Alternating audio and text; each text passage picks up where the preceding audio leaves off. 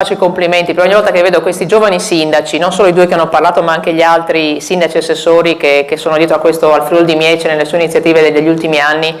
È un piacere, finalmente si sente che le cose si possono fare e dice, oh, come diceva il Mugnaio, non sarà la rivoluzione, non sarà venire sulle guerre, però che il Ninin si arriva a là, un Ninin in denanzi, oh, finalmente.